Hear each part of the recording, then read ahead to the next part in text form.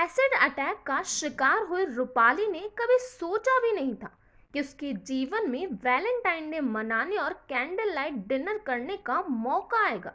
लखनऊ में होटल नेवाटेल की रूपाली और उसके पति कुलदीप को 14 फरवरी के दिन कैंडल लाइट डिनर करने का मौका दिया गया, तो रूपाली अपनी जिंदगी में मिले दर्द को छिपा नहीं सकी।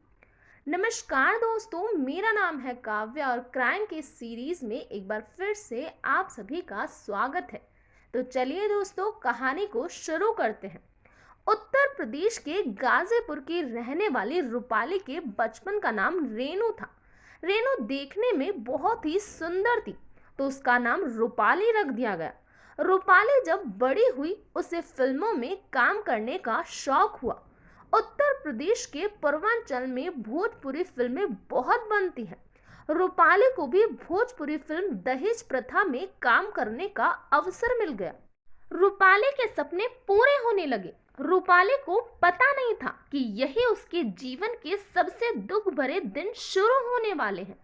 फिल्म की शूटिंग शुरू हुई तो वहां अजय नाम का कैमरामैन रूपाली पर फिदा हो गया। वो उससे शादी करने के सपने देखने लगा। रूपाली इसके लिए तैयार नहीं थी। ऐसे में अजय ने रूपाली की माँ से भी बात की। रूपाली की माँ ने भी जब इससे इनकार कर दिया तो अजय ने धमकी दी कि तुमको अपनी बेटी के चेहरे पर बहुत घमंड है, अब ये चेहरा घमंड लायक नहीं रहेगा। फिल्म की शूटिंग के लिए जब रूपाली को बुलाया गया तो उसने कहा कि अगर अजय वहां होगा तो वह काम करने नहीं आएगी। फिल्म वालों ने उसको भरोसा दिलाया कि अजय वहां नहीं होगा।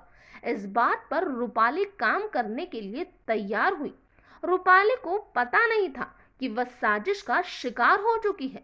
जब वह फिल्म की शूटिंग करने पहुंची तो उसे अजय वहीं पर दिखा, पर सभी ने कहा कि कोई बात नहीं, तुम शूटिंग करो। शूटिंग के बाद जब आराम का समय हुआ तो खाना मिला। इस खाने में कुछ मिला हुआ था, जिसको खाने के बाद रूपाली गहरी नींद में सो गई।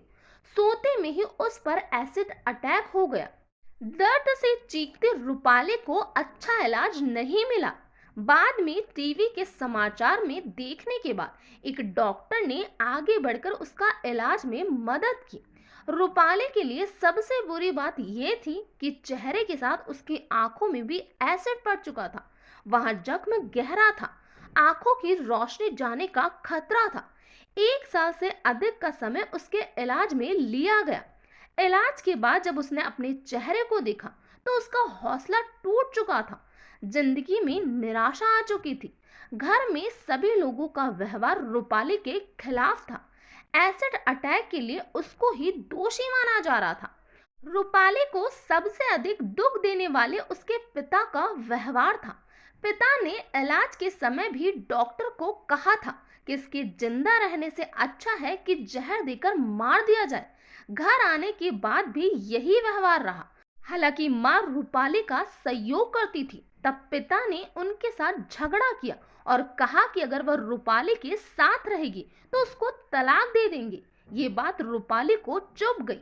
रूपाली को उस समय काम करने के लिए शोरोज संस्था में मौका मिला। वह गाजीपुर से लखनऊ आ गई। शिरोज में काम करने के दौरान ही रूपाली की मुलाकात कुलदीप से हुई। कुलदीप लखीमपुर का रहने वाला था और शिरोज में काम करता था। रूपाली और कुलदीप में पहले जान पहचान, दोस्ती, प्यार और फिर शादी हो गई।